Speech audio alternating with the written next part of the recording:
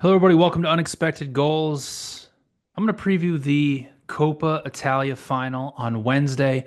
I honestly don't know how many people are actually going to care about this match, AC Milan versus Bologna, but I thought it was interesting because these two teams just played on Friday and AC Milan won 3-1, and it was a huge win for them, kept Bologna out of the top four, and the winner of Coppa Italia gets a place in the Europa League, which both of these teams may not qualify for given the current race of Serie A. So I honestly don't know how many views this is going to get. I don't know how many people are really going to care, but I'm going to preview it. And what I'm going to do here is I'm going to go through that match on Friday, do a tactical analysis, kind of like I've done for, some other things. And we're just going to preview it and we're going to go through it. And yeah, so because I have a lot of thoughts about Vincenzo Italiano, not a lot of good ones. And I would like to get them out here to the public. Um, So let's start things off. First half, I'm going to show you an image right here. You're going to see this a lot from Bologna's buildup. And what I want you to notice about it is look at the space of how far the defensive four is from the midfield. Remo Freuler will act as the single pivot, usually on the 4-1 type of structure and buildup. And the reason that the two midfielders are positioned that far up comparatively is because of two things. So what Italiano does is he asks a question of you defensively. He says, "Okay, are you going to press us really intensely? Because if you do, we will play direct. We will try to win aerial. We will try to win duels, and we will have our midfielders right there positioned to win second balls. If you want to sit back like AC Milan did for pretty much the entire match here, all right, well we now have a 5v4 overload through the first phase of buildup. So really either one, he says, all right, well, I have an advantage either way. Now, flipping to the other side, Italiano has completely transformed Bologna. Last season under Thiago Motta, they were a really good low block defending team. Now they're the best pressing team in Serie A. They lead Serie A in pass per. I'm showing this right now from Opta. They lead the Serie A in pass per defensive action, press sequences, and high turnovers.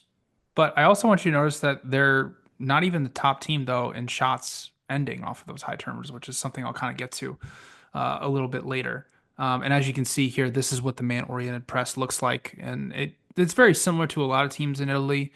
Atalanta, Roma, some of a lot of the other teams that will just go straight man to man, which can be good in some aspects. Like, Bologna's press, I would say for the first 70 minutes of this match was actually pretty dang good.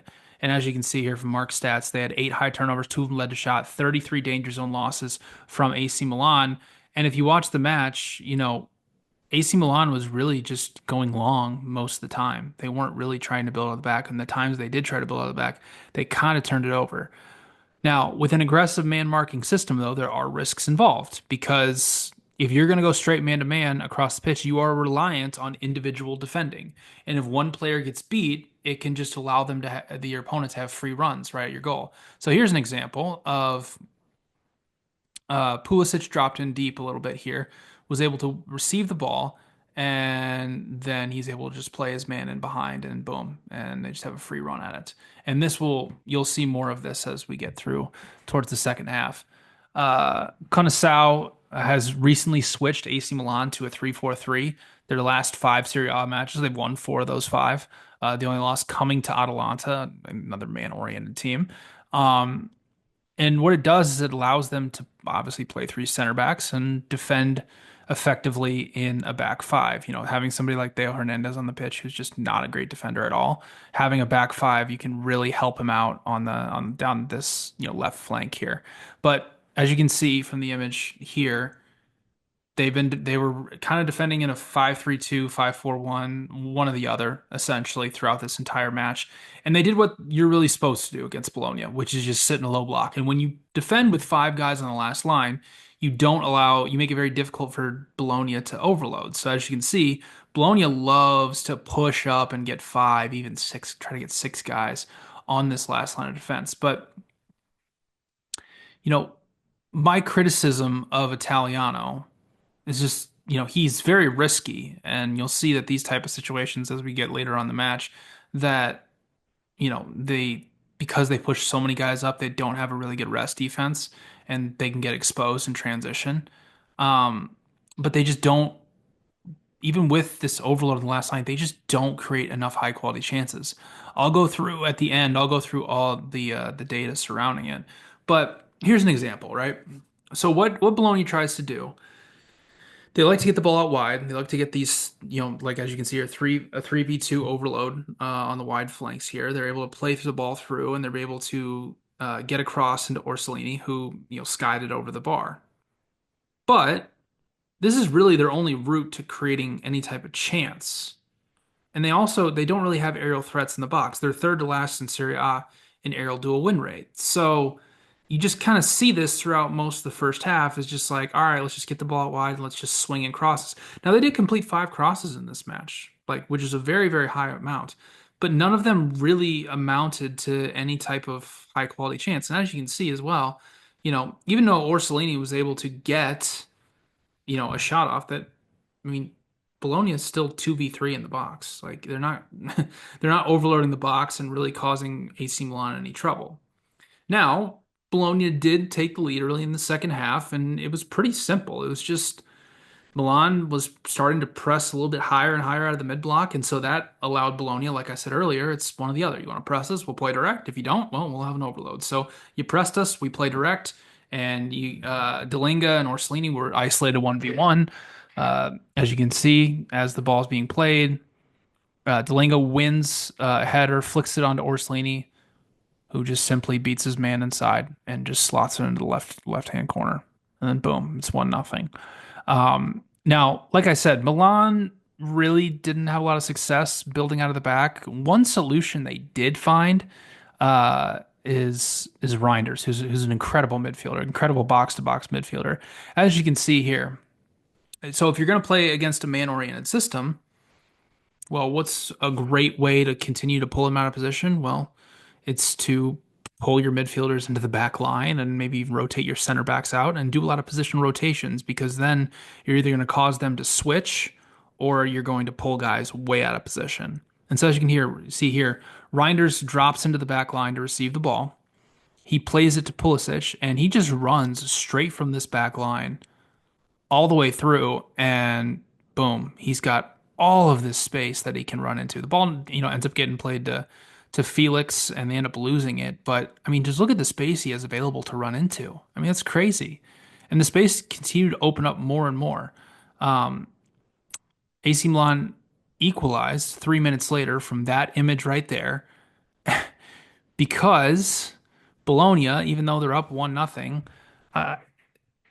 they just allowed way too much space and essentially gave AC Milan a 2v1. Now, I want you to look at this image. So, yeah, you can see Santiago Jimenez with wide open here. You can see Chiqueze. It's just a simple ball in and boom, goal, right? Look how many Bologna players are over here on the right hand side, all in the same area. The reason for that is because AC Milan was trying to create a wide overload. And so if you're doing a man-oriented system, you're going to get your guys pushed over to one side to defend so you don't get overloaded, right? Well, if you're AC Milan, you're able to play through that, or you're able, like in this scenario, they were able to win the ball, play a couple passes, and get free more towards the center. This type of stuff can open up and allow you to play balls in behind. And that is exactly what AC Milan did. And that's exactly how they won this match. So this was the first goal. And then the second goal, it was just Route 1 football. It was just Mike Mannion played it long to Chiqueze. They just let him go run and try and get it. Because, again, they're just going straight man to man. And the ball ends up just falling here to Pulisic, and he made it 2-1. Now, this next thing I'm going to show you, I need you to take it with a little bit of context. So, obviously, Bologna are down a goal, and it's late, and they're pushing, right? But these type of situations continually happen, like I just previously showed you from the first AC Milan goal, where their rest defense is non-existent because they're pushing way too many guys far up the pitch. And as we'll see a little bit later, it's not really doing anything for them.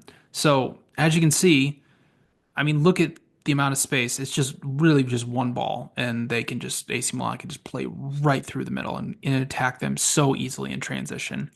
And that's basically what happened. Milan scored the third goal in stoppage time, and boom, 3 points gets Milan back into having a shot at both the Conference League, Europa League. Top four is pretty much out of the question right now. Bologna drops down to seventh place, when a win could have kept them inside the top four.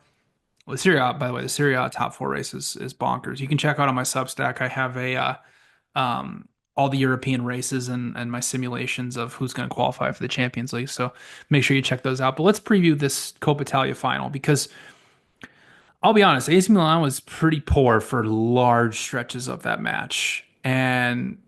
But because Bologna was playing too open throughout the second half and not just sitting back and Italiano side was continuing to be aggressive in possession, they got exposed. And like I said, the biggest red flag for Italiano is not, for me, is not that his teams are aggressive. It's just how inefficient they are in the final third. AC Milan played very passively in this match and basically dared Bologna to break them down. And quite honestly, Bologna could not do it.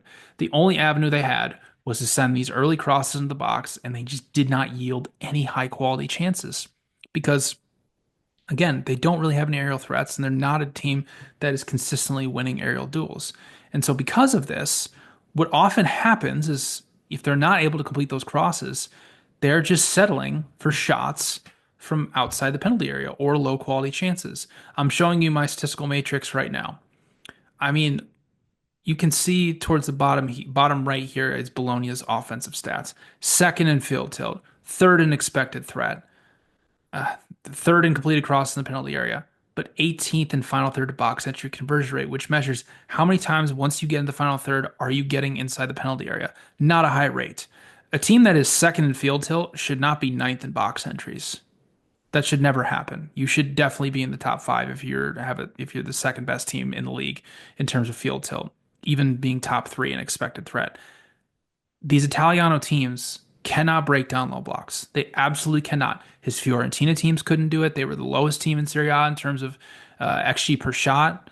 And this team, although they're right around the average in terms of XG per shot in Serie A, still, this final third to box conversion rate is absolutely alarming. And I don't really see a scenario how they're going to improve on it because look at the chances they created on Friday. Not a single shot with an XG rating over zero point 0.2. The one shot they had there in the 90th minute, that was off a deflection. And they got lucky to actually get there, get that shot off. Other than that, they didn't do anything. Even Orsolini's shot from outside the box had a 3% chance from going in. And as you can see, I mean, we have what? Almost half of their shots are coming from outside the box. Like, you're not going to be able to break down a Cunasao team that way. They're just too good defensively. And really, the biggest advantage that AC Milan has is just physicality and winning duels. I'm showing this here from FOTMob, excuse me. 52 to 37. Duels won for AC Milan. They're way more physical. They're way better at winning those type of 50-50 balls. And it's a clear advantage that they have over Bologna. And Bologna may tilt the field on them. Like they had a 66% field tilt in that match on Friday. They very well may do that. But they're not going to consistently actually break AC Milan down. But I think also the question marks you have to say if you're AC Milan, okay, what approach do we take in possession? Do we try to actually build out against this pressure, or do we just send balls deep? Because for a large stretch of the match, that those sending those balls deep wasn't really working.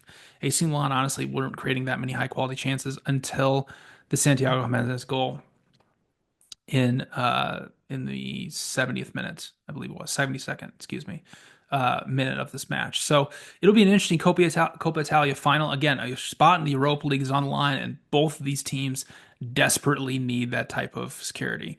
I'm showing you my exact score probabilities on the screen now. I have AC Milan at a little over a 47% chance to win inside the 90 minutes, 60% chance to lift the Coppa Italia trophy, which would be their second trophy of the season. But Enjoy the Coppa Italia final. I'll be back on my YouTube channel here and also in podcast form with a big preview of the FA Cup final between Manchester City and Crystal Palace. Enjoy the Coppa Italia final, and I'll see you again next time.